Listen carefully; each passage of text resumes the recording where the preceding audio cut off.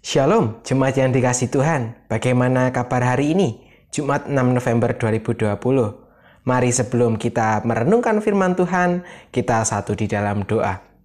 Kami bersyukur ya Bapa, oleh karena cinta kasih-Mu yang boleh menaungi hidup kami, sehingga kami bisa hidup penuh dengan sukacita.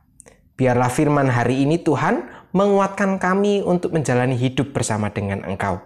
Terima kasih ya Bapa. Di dalam nama-Mu kami berdoa. Amin.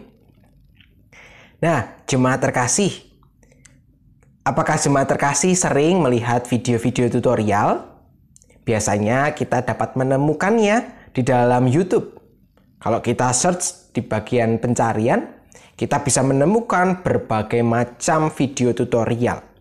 Biasanya video tutorial ini akan berisi tentang langkah-langkah untuk membuat sesuatu atau langkah-langkah untuk memperbaiki sesuatu. Ya, harapannya adalah ketika kita meniru apa yang ada di dalam video tadi, kita bisa melakukan juga seperti apa yang di dalam video. Kita bisa memperbaiki sesuatu barang, kita bisa memperbaiki sesuatu, atau mungkin kita bisa membuat sesuatu. Misalkan kita melihat video tutorial untuk membuat kue.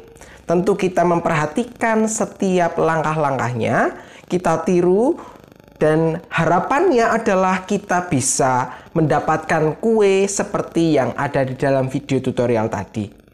Kue yang kemudian seperti kita harapkan. Tentu tujuannya adalah sesuatu hal yang baik. Nah, demikian pula juga yang dilakukan oleh Yosua. Di dalam kitab Yosua pasal 8 ayat ke-30 sampai dengan 32. Pada waktu itulah Yosua mendirikan mezbah di Gunung Ebal bagi Tuhan Allah Israel, seperti yang diperintahkan Musa, hamba Tuhan, kepada orang Israel, menurut apa yang tertulis dalam kitab buku Musa. Suatu mezbah dari batu-batu yang tidak dipahat, yang tidak diolah dengan perkakas besi apapun. Di atasnya lah mereka mempersembahkan korban bakaran kepada Tuhan dan mengorbankan korban keselamatan. Dan di sanalah di atas batu-batu itu dituliskan Yosua, salinan hukum Musa yang dituliskannya di depan orang Israel. Ya, seperti kita ketahui bahwa Yosua adalah seorang hamba yang setia. Dia adalah rekan dari Musa. Seperti yang kita ketahui bahwa Yosua ditunjuk Allah untuk menggantikan Musa. Ia sempat mengalami keraguan tentunya di bagian awal. Namun pengalamannya bersama Musa, ia memperhatikan benar bagaimana hidup di dalam terang Allah, hidup di dalam tuntunan kasih Allah. Sehingga Yosua ketika ditunjuk untuk menjadi pemimpin bangsa Israel, ia mampu memimpin dengan baik. Karena ia memiliki pengalaman secara langsung dengan Musa. Sehingga Yosua dapat melakukan dan dapat memimpin bangsa Israel seturut dengan kehendak Tuhan. Nah, bukankah ini juga sama seperti tadi? Ketika kita mengikuti video tutorial dengan mengikuti setiap langkah, kita bisa memperhatikan dan kita bisa mendapatkan hasil yang baik. Demikian dengan Yosua. Dia memperhatikan dengan baik kehidupan Musa, ia tiru dan ia lakukan. Bagaimana hidup di dalam terang kasih Allah. Sehingga ia dimampukan untuk menjadi seorang pemimpin. Bagaimana dengan kita? Seringkali kita juga mendengar, bahkan menyaksikan banyak orang melalui kesaksian hidupnya bersama dengan Allah.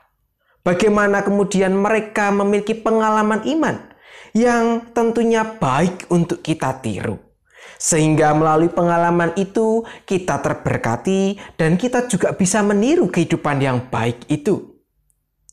Nah, pertanyaannya, maukah kita terjun di dalamnya?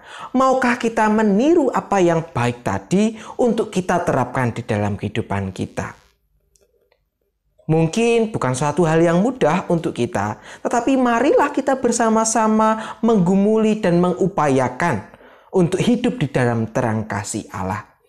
Mungkin kalau kita memiliki keraguan seperti Yosua, itu hal yang wajar karena sebagai manusia kita memiliki beberapa hal yang mungkin membuat kita menjadi ragu. Tapi marilah kita serahkan keraguan itu dan kita biarkan Allah berkarya di dalam hidup kita. Dan melalui kehidupan kita bisa memancarkan terang kasih Allah sehingga bisa dirasakan oleh banyak orang. Dan semakin banyak orang terberkati melalui kehidupan kita. Mari kita satu di dalam doa. Tuhan Allah Bapa kami bersyukur bahwasanya Engkau selalu bersama dengan kami. Engkau selalu membimbing kami, Engkau selalu menjagai kami. Ya Tuhan, mampukan kami untuk menjadi pelaku firman-Mu. Kami melalui banyak orang yang sudah menyaksikan hidupnya, hidup di dalam terang kasih-Mu, ajarlah kami untuk kami memiliki kerinduan untuk hidup di dalam terang kasih-Mu, supaya kami semakin menjadi berkat bagi orang lain. Mampukan kami ya Tuhan, di dalam nama-Mu kami berdoa dan mengucap syukur. Amin. Demikianlah firman Tuhan pada hari ini. Kiranya Bapak Ibu jemaat saudara sekalian bisa melanjutkan aktivitas dan di dalam kehidupan kita bisa memancarkan terang kasih Allah. Kiranya Tuhan Yesus sendiri yang menaungi dan memberkati kita. Tuhan Yesus memberkati.